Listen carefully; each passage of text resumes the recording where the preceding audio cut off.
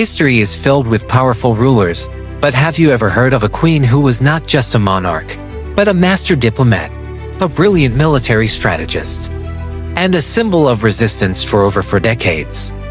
Today, we're diving into the incredible story of Queen Nzinga, one of Africa's most formidable and inspiring leaders.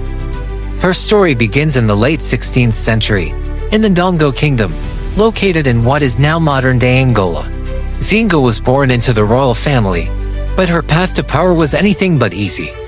From a young age, she was exceptionally intelligent and deeply involved in the political and military affairs of the kingdom.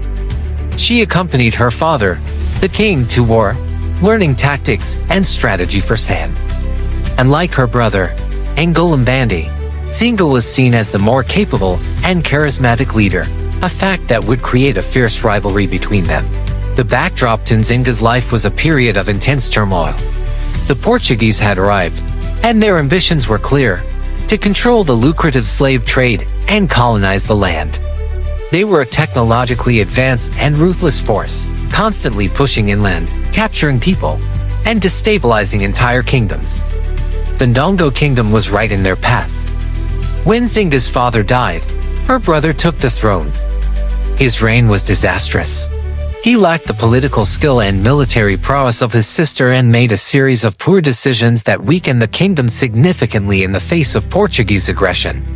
Recognizing the dire situation, he did something unthinkable. He asked his rival sister, Nzinga, for help. This leads us to one of the most iconic moments of Nzinga's life. In 1622, she was sent to Luanda to negotiate a peace treaty with the Portuguese governor, João Correia de Sousa. This was not just a meeting, it was a battle of wits. The Portuguese, in a classic power move, set up the meeting room with only one chair for the governor. Nzinga was expected to stand or sit on the floor, a sign of subordination. But Nzinga was not one to be intimidated. In a legendary display of quick thinking and royal authority, she calmly signaled to one of her servants, who immediately dropped to their hands and knees, creating a human chair for the queen. Nzinga then sat at eye level with the governor and proceeded to negotiate.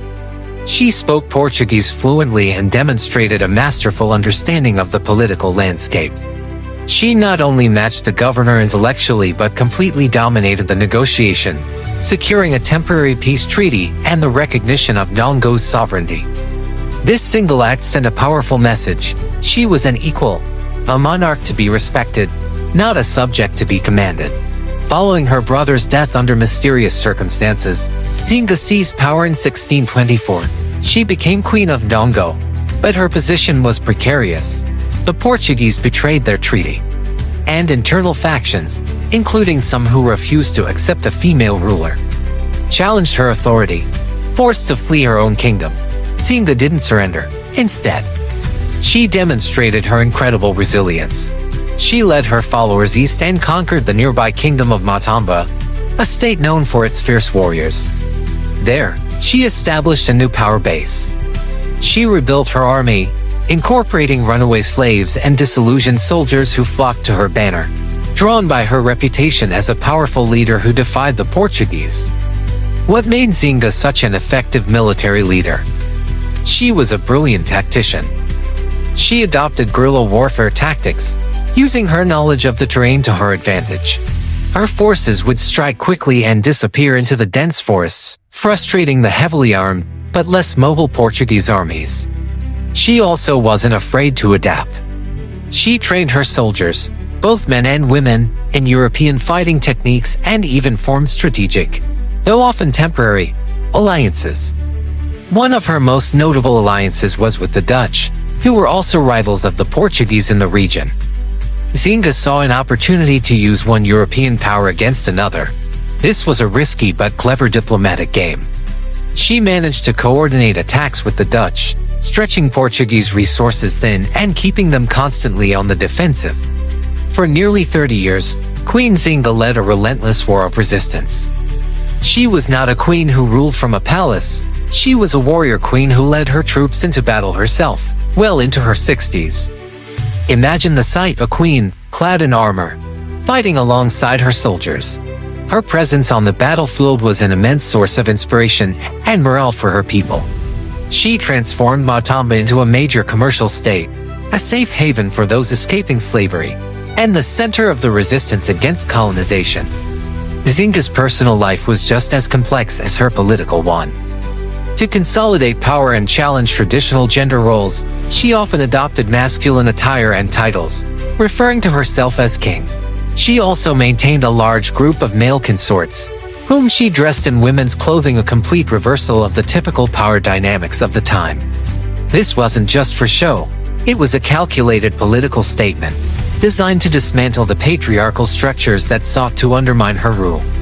She was demonstrating that power, authority, and leadership had no gender. As she entered her later years, Nzinga's strategy shifted once again. Realizing that endless war was taking a heavy toll on her people, she pivoted back to diplomacy.